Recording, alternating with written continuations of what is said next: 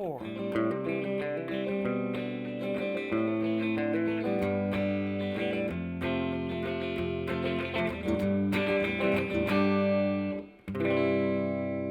Well, hello and welcome. I'm Colin Daniel from riffninja.com. And today we have lesson number 1 out of a series of 3 lessons. And it's about 5 of the most common chords in guitar music. And we have G, C, and D, and E minor and A minor. Those are the chords that I'm going to go through with you. Now, most of you are probably familiar with these chords already, but we're going to go a little further. I'm going to show you how to use a capo with them so you can cover other songs that maybe you weren't aware of that use a capo, but use the same basic chords. And that's the beauty of it, because once we get these chords down, we can use the capo and move it all over the place. And we can cover quite a few different keys. So this is to your advantage to learn this. Now, normally, I'll start with the G, C, and D, because that's my 1, 4, and 5 for the key of G.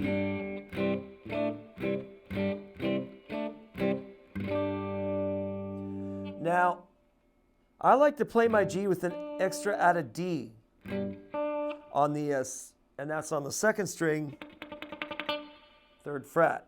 But you can play your G like this too, with just the 1st finger on the 1st string, 3rd fret. 1st finger on the 5th string, 2nd fret. 2nd finger on the 3rd fret, and that's 6th string, and 1st finger on the 3rd fret, 1st string. You want to get all the notes clear in your chord.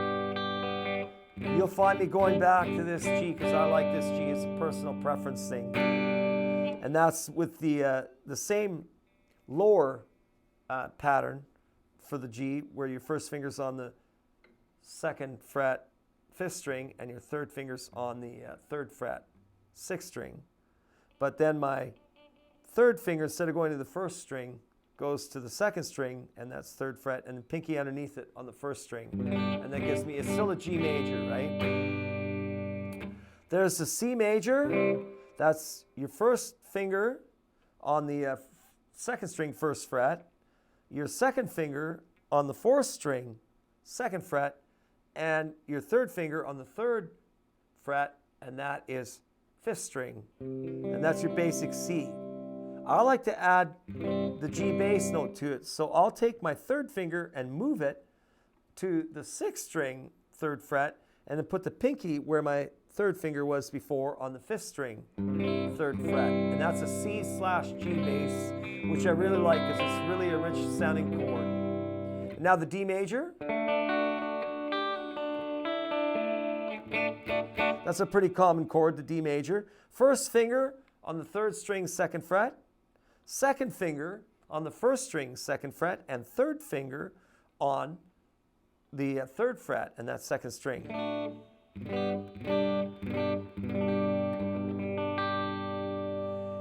And that's G, C, and D. And we have 2 relative minor chords, the 1 and the 4 out of relative minor. Relative minor is E minor. We'll talk about that more later as we get more involved. But for each major key or for each major chord, we have a relative in a minor. They're similar in note harmony. I won't get into too much detail about it, but they are relative in harmony. I mean, you know, if your relatives are coming over to visit, that means they're blood family, right? Well, these are blood family as far as harmony goes on the chords, right?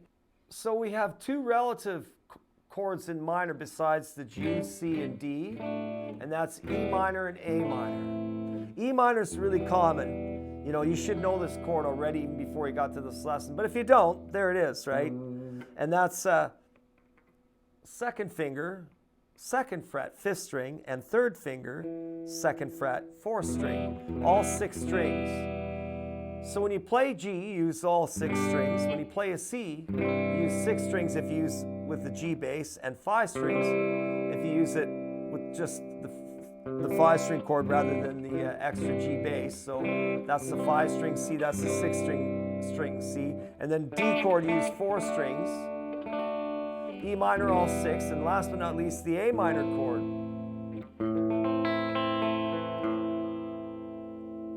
And that's 1st finger on the 1st fret, 2nd string. 2nd finger on the 4th string, and that's 2nd fret. And then underneath it, 3rd finger on the 3rd string, 2nd fret. For each major key, we have minors that are relative, meaning they're in the same family, the same bloodline. So G major's relative minor is E minor, and we have an E minor and A minor that are relative. E minor and A minor are related to each other, 1 and 4, the 1st and the 4th. In G, we have 1, 4, and 5, which is G, C, and D. And now we're going to put them together, and we're going to use the capo. Now the capo transposes to, the capo can be used to cover keys with simple open chord forms that would be more difficult for you to play. You would have to play bar chords. When you're using a capo, you want it centered, and I know my guitar really well, so I kind of put the capo. Now this one has got tension adjustment. On some capos you don't have that, you just have it spring loaded. I like the tension adjusted capos because then I can adjust the tension for different guitars. And of course I kind of play with the capo a bit till I find that sweet spot. Because the capo, if you press too hard or it's too close to the fret or too far back from the fret that you're capoing from, it can leave the guitar sounding out of tune. So having the capo come straight down onto the fretboard and then having just enough tension on it is really important. Okay, so now we've moved everything up a whole step, 2 frets.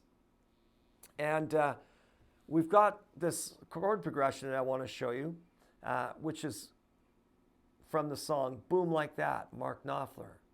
And it's a song about Ray Kroc, the founder of McDonald's. So I kind of like the song because it's got some cheeky lyrics in it. But it's a really cool progression.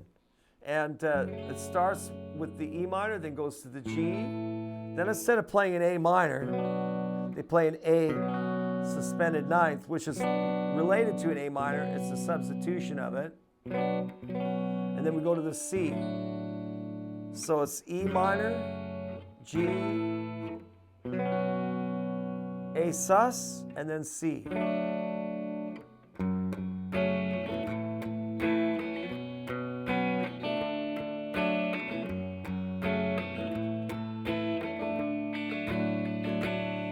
That's the chord progression. E minor, G, A sus 9, C, E minor, G major, hold to C.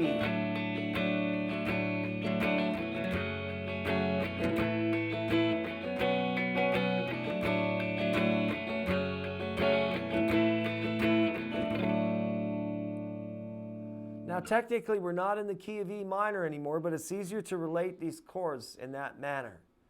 Okay, so there's a bridge part, and I'll show you that too, and then I'll leave you with that, and we'll see you in the next one. The bridge part is E minor, and you hold it for a bar, then it goes C to D. 2, 3, 4. 1, 2, 3, 4. 1, 2, 3, 4. 1, 2, 3, 4. 1. Beautiful chord progression. Really simple. So this is technically in the key of F sharp minor. It's 1 tone higher than E. But we're using really simple chords because F sharp minor would be difficult if we didn't use the capo, and you'd have to bar most of your chords. All right. We'll see you in lesson number 2. Thank you for your time and your patience, and see you in the next lesson.